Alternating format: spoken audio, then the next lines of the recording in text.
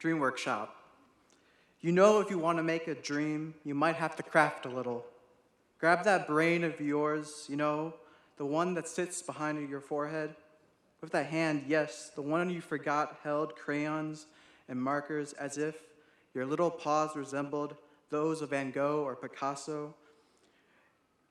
If you paid attention to Miss Green's third grade lesson, art history, if you don't remember, let the talking bear say a word of encouragement.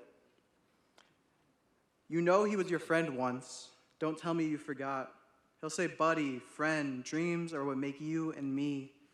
And yes, when this is all settled, drop that little brain, or big if you so mind.